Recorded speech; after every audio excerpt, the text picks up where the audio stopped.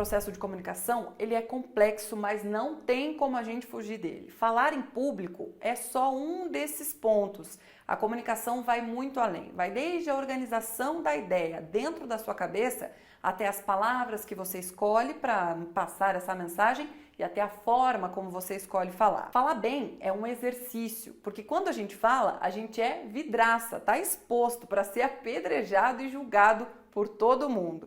Mas esse processo pode ser o menos traumático possível se você souber identificar uma forma clara e objetiva de passar a sua mensagem. Com todas as pessoas que eu converso, eu costumo primeiro estabelecer uma conexão visual. E ao estabelecer essa comunicação visual, eu consigo de alguma forma identificar os pontos fortes e os pontos não tão fortes assim da pessoa com a qual eu vou conversar.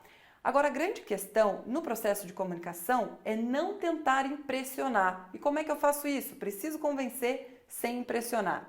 Quando a gente tenta impressionar, a gente passa a sensação de que não é confiável para aquela pessoa. Ao tentar impressionar, a gente abre mão do que é para vestir uma outra capa. E quando a gente veste essa capa, a gente acaba por não gerar uma empatia. A conexão se perde, a comunicação fica comprometida. É por isso que a gente vai ver quais elementos da assertividade são necessários para você fazer esse processo de comunicação sendo exatamente quem você é. Se engana muito quem acha que o processo de comunicação passa pelo ato de falar bem, de ser extrovertido e falar bastante.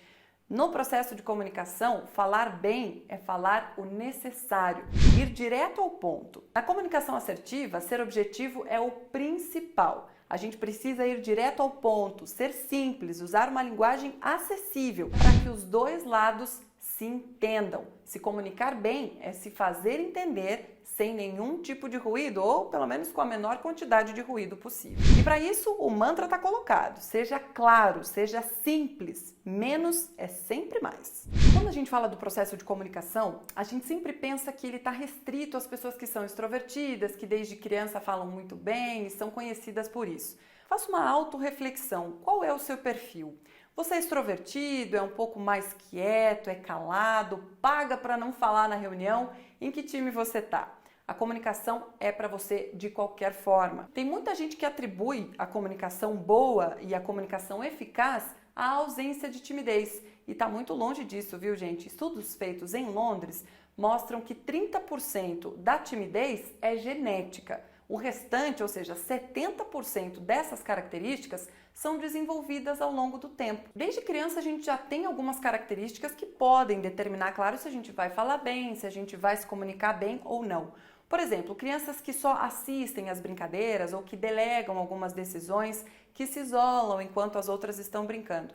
Isso pode, claro, ser timidez, mas pode também ser uma dificuldade em admitir o ato de se comunicar. E é a isso que a gente precisa ficar atento. São atos que a gente consegue administrar e desenvolver tanto na infância quanto depois na vida adulta. A partir dessa reflexão, da identificação de qual é o seu perfil, se você é um pouco mais extrovertido, prefere falar menos, gosta mais de observar o seu ambiente, qual é a forma de ser assertivo e que te cai bem?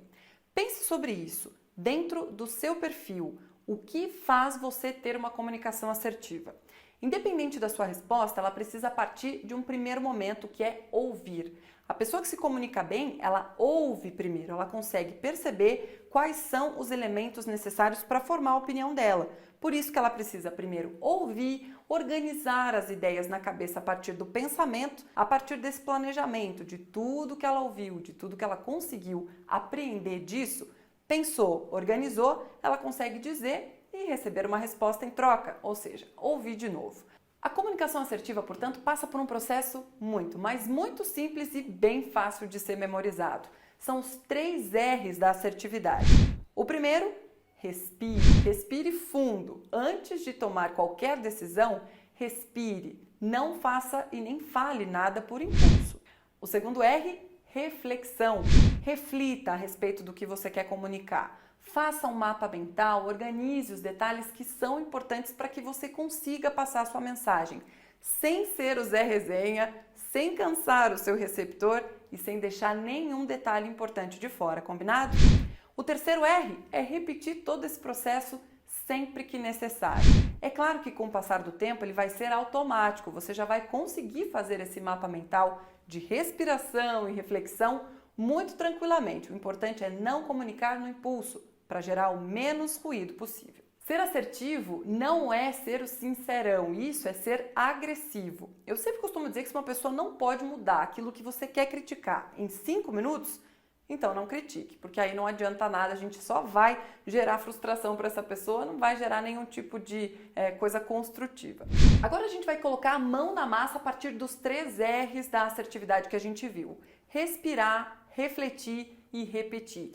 Pense aí em uma situação recente envolvendo o trabalho ou alguma pessoa próxima de você, alguma situação que fez você perder o sono, aquela questão problemática do seu dia a dia. Pois bem, a partir desse caso, você vai escolher um receptor para sua mensagem. Para quem é que você vai contar a sua história? Mas tem que ser alguém diretamente envolvido no caso. Por exemplo, brigou com seu chefe? Então essa sua mensagem vai ter que ser direcionada para ele ou para alguém relacionado ao problema. O primeiro exercício a partir desse caso é refletir o que você sentiu ao viver esse episódio.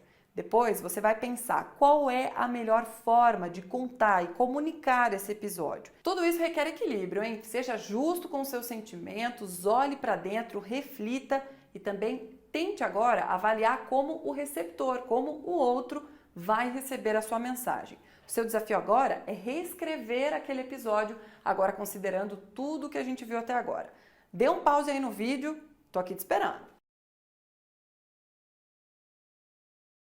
E aí, gente, como é que foi o exercício?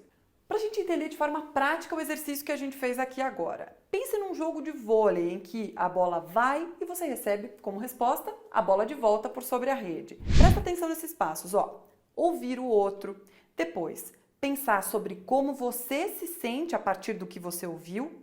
A partir disso, então, planejar como você vai dizer e que efeito você quer ter em quem vai receber a sua mensagem. Depois, o desafio é transmitir essa mensagem, como a gente já viu, com uma linguagem acessível e de uma forma que seja compreensível para o outro. O processo se repete, ouvir de novo o que o outro diz e se colocar no lugar dele. Empatia é a palavra da moda, mas o processo de comunicação passa obrigatoriamente por ela. Lembrando que comunicar é criar uma ponte entre a sua cabeça e a cabeça do outro.